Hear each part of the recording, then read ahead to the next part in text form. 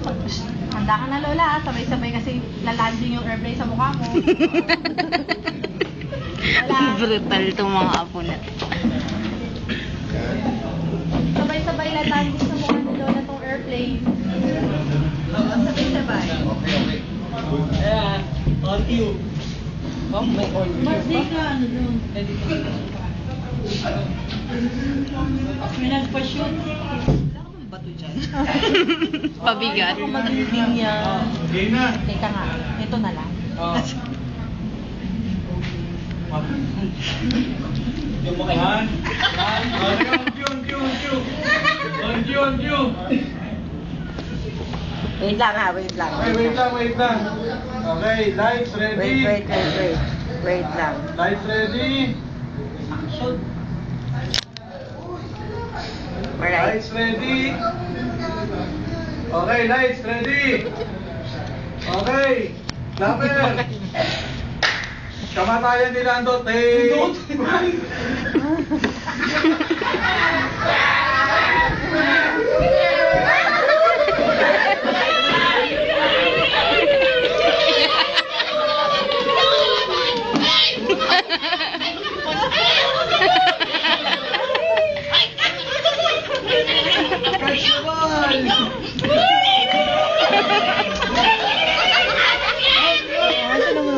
Dapat maano. Ano ba naman kayo? Saglit! Atakin ako sa puso! Ha? Kayo natutulog ang lola bigla-bigla kayong papasok. Hindi ka marunong magtakbo. Bukas po dito. Bakit?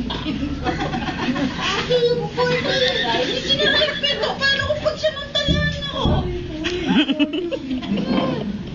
Sige, siya. Ba't parang dumami ang mga apo ko?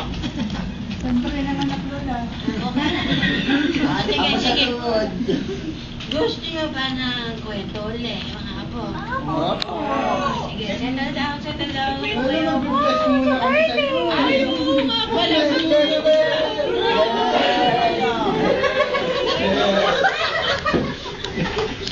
Let. Settle down na. Kasi ka.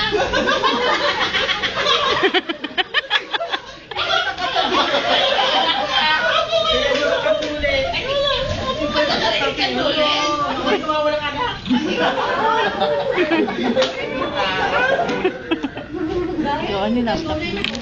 Kain na.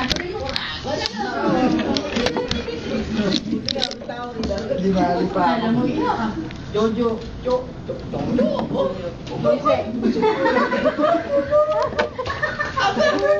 Andito rin pala yung paborito kong apo. Marty! Marty! Nagpaderma ka na, lalo dumami sige. Okay. Dati kasi kinuwento ka. Wala niya yan. Ano ba? Talaga itong patkapan. Ikukwento ko sa inyo. Dati kasi naikwento ko yung tungkol sa mamang may kulugo. Tungkol naman sa isang organisasyon. Ayaw makaingat.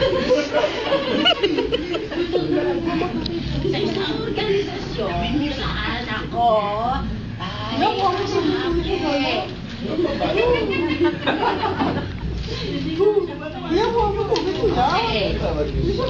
Tubig kulang!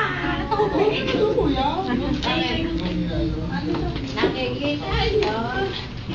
Ako bumato. Ewan ko. Ano yan? Huwag na!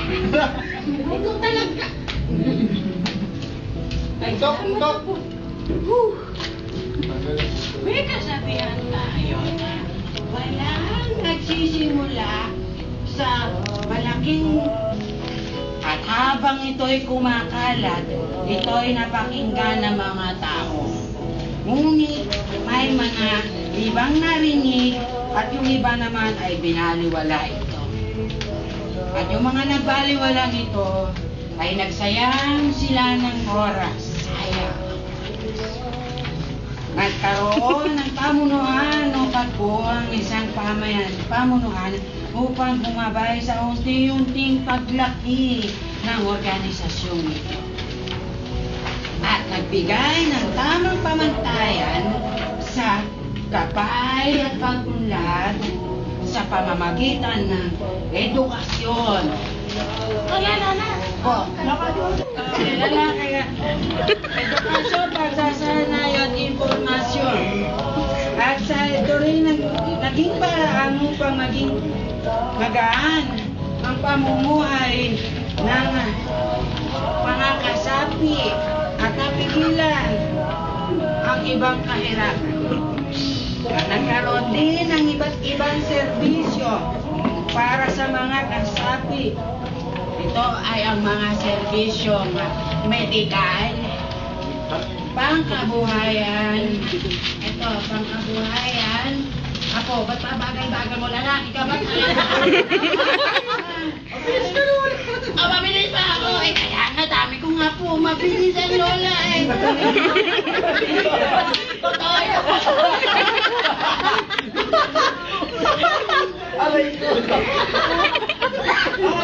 Pangkabuhayan. Aspeto ng buhay at sa di mapigilang paglago ng kasapian ay ang organisasyon ay parang isang bomba na marapit na marapit na bombang malapit na sasabog. Nagkaroon muli ang pag-aaral ang mga kinaukulan para sa pagbabago ng sistemang putok. Sabi sa'yo, Papa-Derma. Sinasayaw mo ang load mo sa Ragnarok. Ragnarok ka na, Ragnarok. English baro ka naman. Ha? Ikaw ha? Okay. Asa naman tayo iyo? Nung pagbabago. Ba't din yung nabosig mo? Ang baba ay masalik.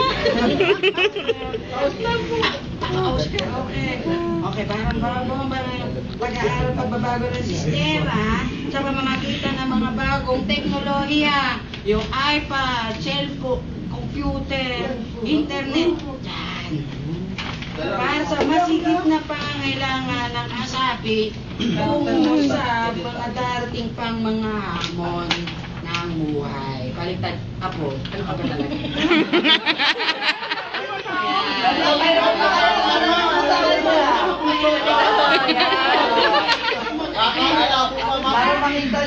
Baka kasi maisan lang ako yan. Ano ka ba talagang bata? Okay. Yung mga kagandahang mga naibigay ng kooperatiba ay magandang legacy para sa mga bagong miyembro. Para sa darating pang mga hamon ng buhay. Ito ang pagbabago. May natutunan kayo.